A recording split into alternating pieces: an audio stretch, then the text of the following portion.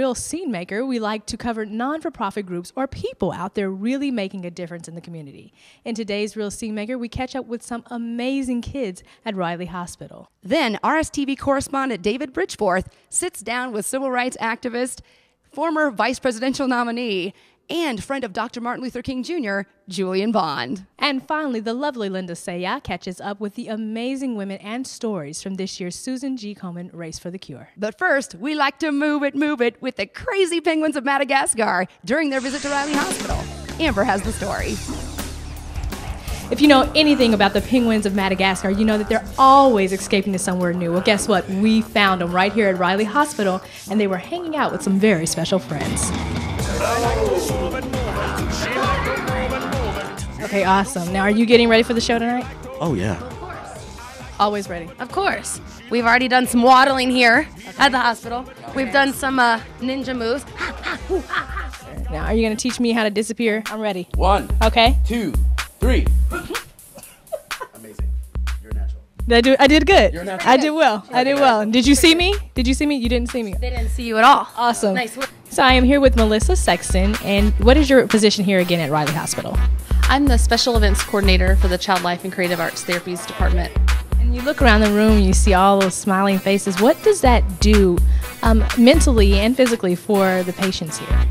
So much for our patients. They aren't able to do the things that normal kids can do sometimes, or they have compromised immune systems. They can't be around crowds, and so by bringing folks like the penguins from Madagascar in, it just brightens their day.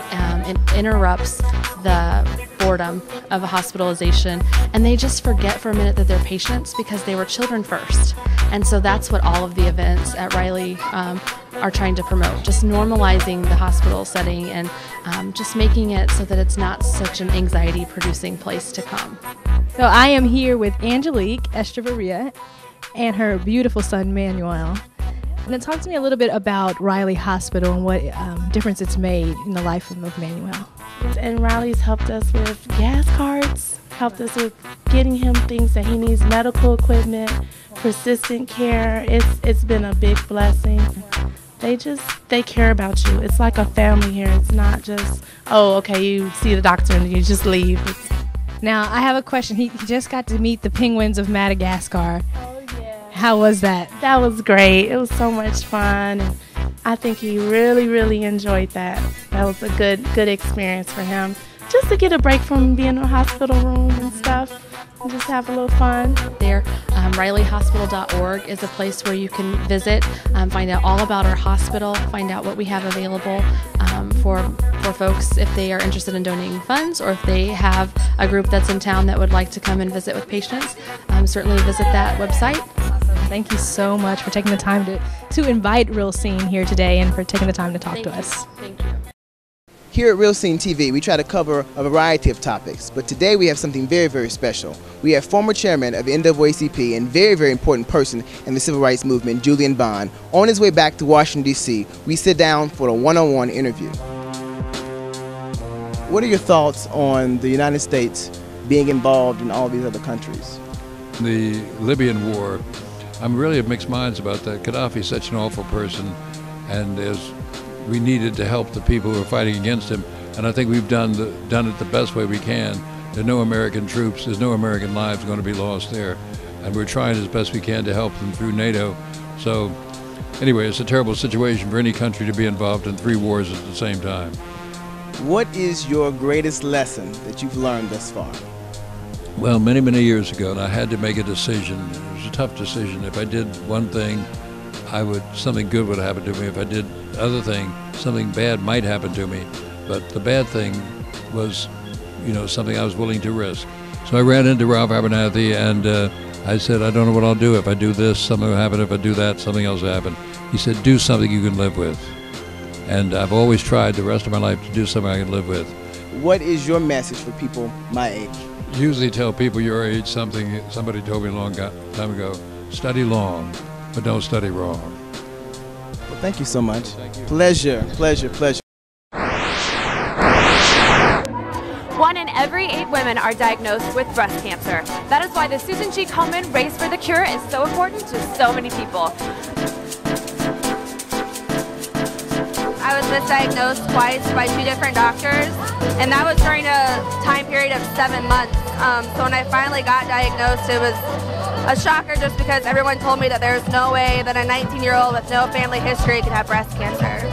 So what did they misdiagnose you with so other people know what to look for? It was fibrocystic disease. It was really common in young women. It's basically a breast lump that comes and goes with your menstrual cycle, and that's what they thought it was.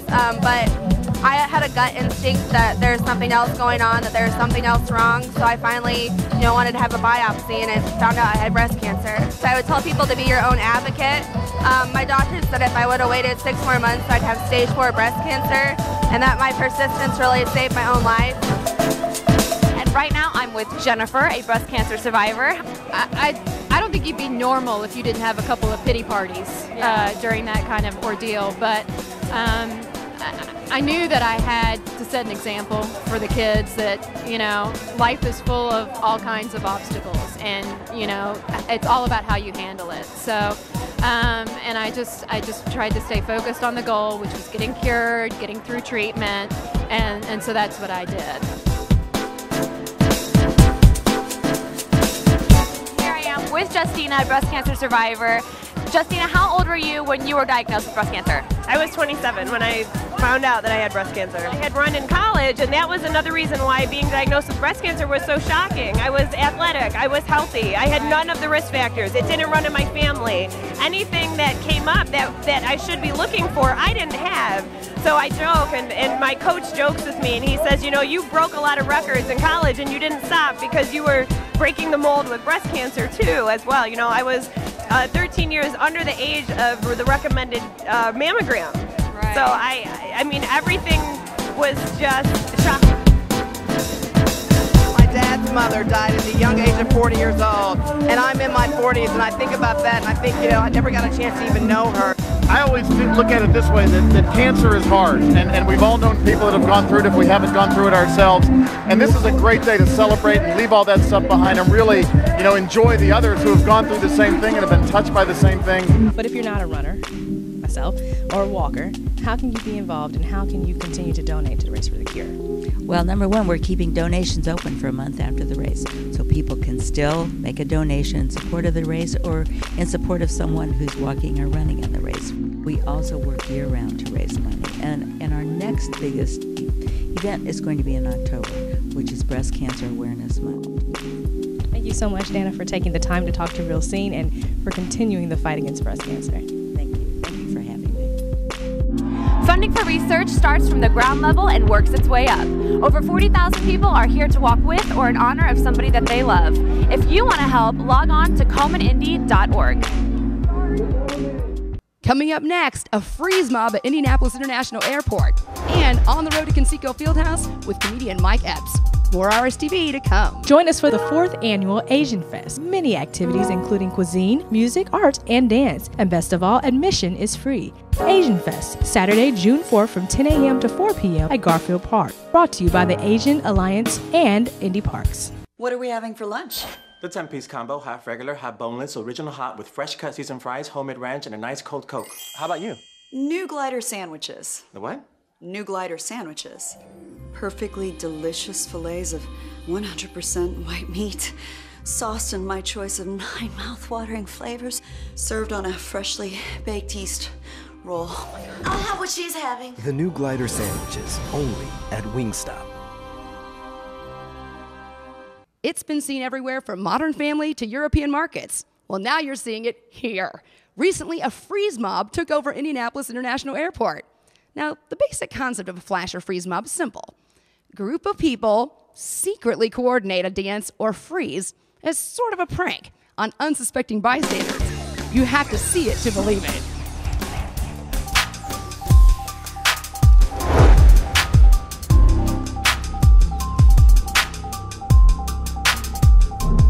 I heard about the flash freeze on Facebook.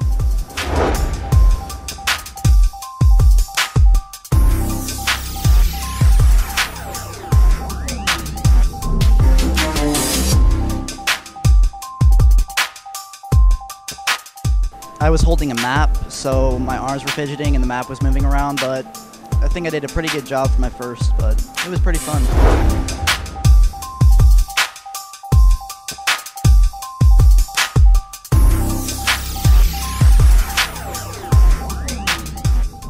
We promised you last time, well now we deliver. RSTV was one of the few cameras allowed on the set of the filming of Mike Epps' HBO documentary and his comedy show at Conseco Fiedhouse. And as always, the famous comedian put on quite a show. Hi, this is TJ with Real Scene TV. We're taking you behind the scenes with the Mike Epps Road to Conseco tour. We're in the 7th row. I want to laugh until I'm crying and tearing up. I'm definitely sure you'll be getting that out of tonight. Thank you for your interview. Thank you. I've seen them on TV. I've seen them in movies, so this will be the first time live. I love Indianapolis, man. They ought to have first 48 here. Hi, I'm here with Leah Rowe, one of the performers tonight that will be opening up for Mike Epps. I've been searching for somebody just like you. I'm on Facebook at Leah Rowe. That's Lee apostrophe A capital R-O. That was amazing. Thank you, and good luck tonight, and just enjoy yourself, and don't let those nerves get to you. I'm listening. All right.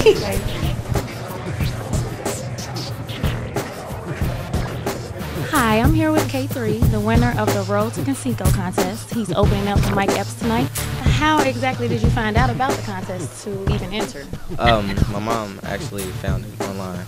I think I'm his #1 fan, honestly. I'm constantly looking for something for him, some contest or some door to open for him because I believe he is talented. I saw her face, I dreamed of her lips. It just doesn't make sense that the feelings. So, if anybody wants to get in contact with you for any reason, how could they go about doing that? You can actually get my contact my email address is ksaunders1214@yahoo.com.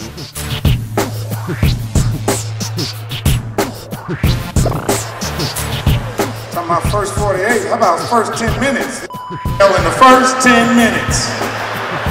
As soon as they get caught, put your hands up. Tony Johnson.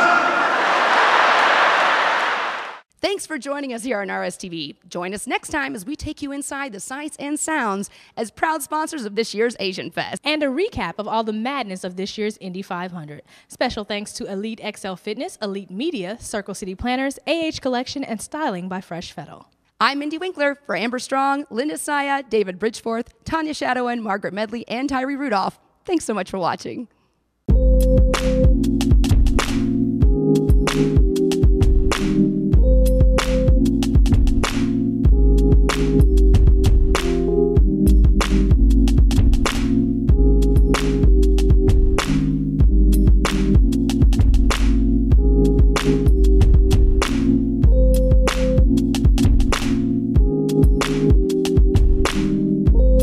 Real Scene TV is paid for by